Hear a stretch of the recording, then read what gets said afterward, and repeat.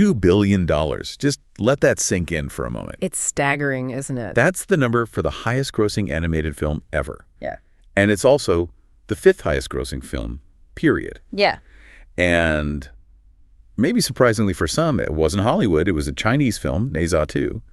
How did that happen? Well, it's really an incredible story, isn't it? It shows the power of, great storytelling crossing borders. Absolutely. So in this deep dive, we're going to unpack that. We'll look at Ne Zha 2, its success, where the story comes from. Those mythological roots. Exactly. The myth, the actual plot of the sequel, the visuals, which are stunning, and the themes that really clicked with people everywhere. And we're drawing on quite a bit here, behind-the-scenes stuff.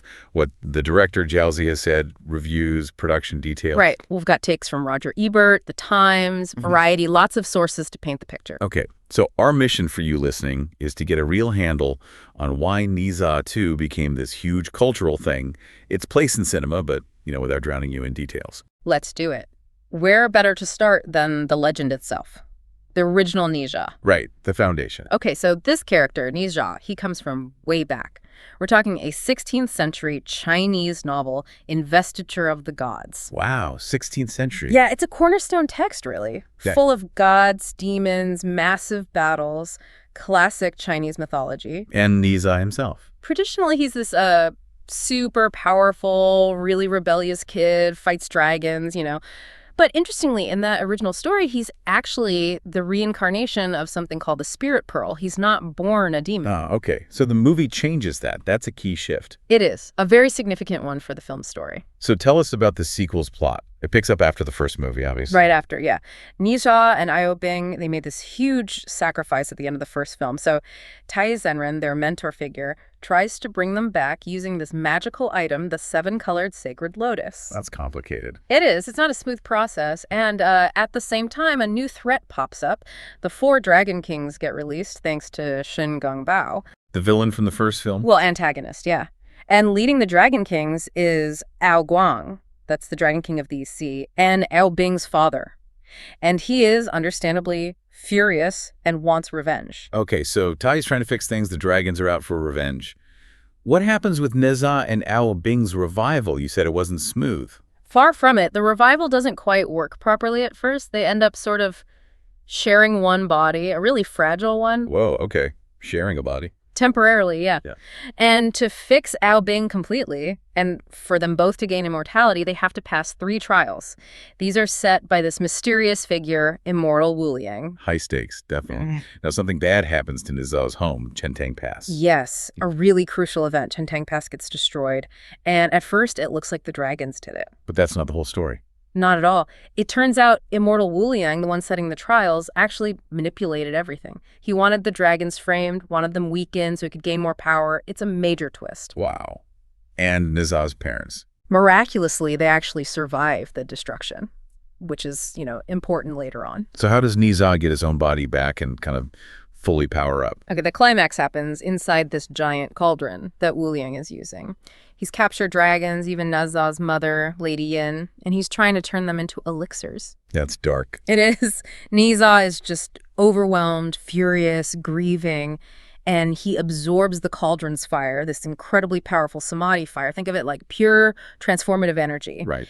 And this intense process basically forges him a new permanent body. It's a real rebirth after it looks like he might be destroyed. He comes out stronger than ever. Rebirth?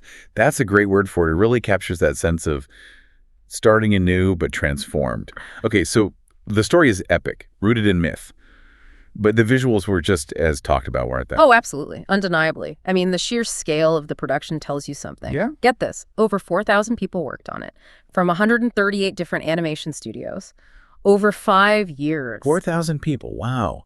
And the budget reflected that. US $80 million, which at the time made it China's most expensive animated film ever. And you can see that money on screen, I take it. You definitely can. The visuals are just breathtaking. Did they upgrade things from the first movie? Like the character design? You did. They really refined them. Little touches, like adding subtle white fur to human characters to make them look, well, more natural, more alive. Interesting detail. And there was a huge focus on weaving in traditional Chinese aesthetics. You see it in the patterns on clothing, like the deer child's clothes drawing from old jade carvings, or O Guang's armor having these tattoo-style dragon designs. It grounds it visually in Chinese culture. That makes sense. They even put in a little Easter egg. One of Ne Zha's looks, the Lingzhu version, pays homage to a classic 1979 Ne Zha animation. A nice nod for fans. Cool. And the monsters. The creatures looked really inventive in the clips I saw. Yeah, they really went for originality there. They looked at ancient Chinese bestiaries, books of mythical creatures, and they mixed textures, fish scales, elephant skin, crocodile hide to create things that felt really unique, not just like standard Western fantasy monsters. And the critics picked up on this visual flair. Big time. You saw phrases like eye-gouging spectacle. That was the times. Huh? The Hindu called it a gloriously unhinged fever dream. Variety, shadows on the wall. They used words like breathtaking, astonishingly detailed. Any specific scenes people highlighted? Oh, yeah. Polygon mentioned scenes like martial artists forming this living tree on a mountaintop, or these incredible energy-breathing dragons, just pure imagination brought to life. Sounds like a must-see just for the visuals alone. But beyond the spectacle, what about the heart of it? The themes, the emotions. What connected with people? Well, a huge one is family, specifically that unconditional love from parents. The director, Zhao, he's talked quite openly about how his own mom supported him for years while he was struggling trying to make it in animation. That personal experience really seems to infuse the film. You can feel that authenticity, maybe. I think so. There's this powerful scene, the Times UK pointed it out, where Ne Zha's mother just holds him, embraces him, even when he's badly hurt.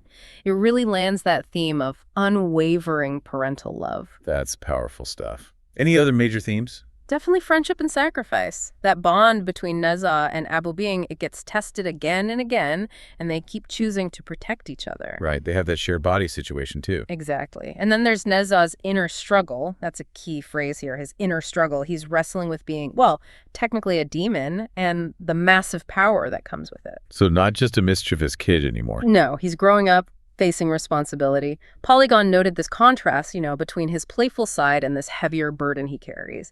And sort of tied into that is this whole idea of fighting against fate, against what seems predetermined for you. That concept of an inner struggle really adds depth. I also remember reading something about the film touching on being an outsider. Yes, that came up in reviews too. The Guardian mentioned it, this theme of misunderstood outsiders and the need for acknowledging difference. It seems that resonated quite widely. It really sounds like it hit on multiple emotional levels. Okay, let's talk numbers. Because the box office was just insane. Insane is the word. Phenomenal. Unprecedented. Pick your adjective. In China, it smashed records. Became the highest grossing film ever in a single country. Just in China, wow. Yep. And globally.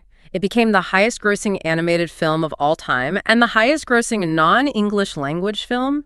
It crossed the $2 billion mark worldwide. $2 billion. Yeah. Just incredible. Did it hit those numbers quickly? Super fast. Broke records for speed fastest to reach certain milestones like 4 billion yuan in China.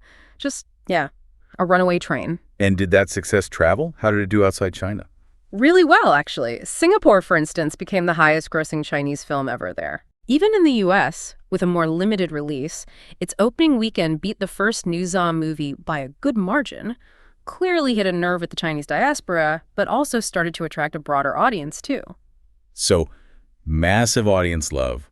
What about the critics inside China? Overwhelmingly positive. Sky-high scores on all the big Chinese review sites, Douban, Maillon, Taopiao. People loved the effects, the story, the emotion. One review basically said its success proved that respecting the audience is key. Makes sense. How did Western critics see it? Was it more mixed? Generally still very positive. I mean, 96% on Rotten Tomatoes is impressive by any standard. True. Lots of praise for the animation, the Action Empire magazine, rachelsreviews.net, folks like that loved it.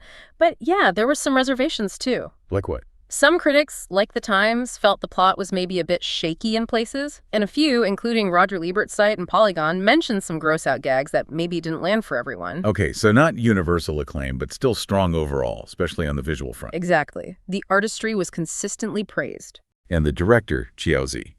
You mentioned his personal story. What's his take on this massive success? He seems incredibly humble, actually. He talks about the years of struggle, how his parents supported him financially and emotionally for like 3 years while he was just trying to get his animation career going. Wow. He really credits their belief in him. And apparently, after the first film blew up, the fame was so intense that he and his core team actually went on a retreat to kind of process it all. Says something about his personality, maybe more introverted. Definitely shows the personal cost and dedication involved. So, stepping back, what's the bigger picture here? The cultural impact. Why did this resonate so much, even globally? Well, there's definitely been talk about it being a potential boost for Chinese soft power, promoting Chinese culture. Someone in Macau Post Daily even compared Ne Zha's potential to Mickey Mouse as like a global cultural icon. That's a bold comparison. It is, Yeah. but it shows the level of impact people see. And the merchandise sales were huge too, which shows people really connected with it. Any other interesting ripple effects? Yeah, there were reports from New Zealand saying the film actually inspired some viewers there to want to visit China because they appreciated how it showcased the culture. That's fascinating film-driving tourism.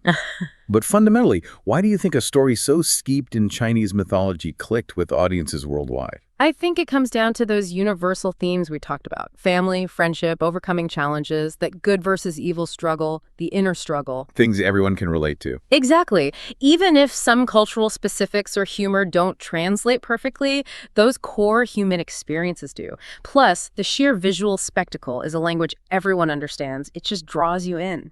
So, wrapping up then, Ne Zha 2 is this landmark film. It masterfully blends ancient Chinese myth, absolutely jaw-dropping animation, hits these deep emotional chords, and, well, made an unbelievable amount of money globally. That sums it up pretty well. It didn't just break records, it really sparked conversations about animation, global storytelling, and the power of these culturally specific yet universally human narratives. Right. And maybe that leaves us with a final thought for you to chew on.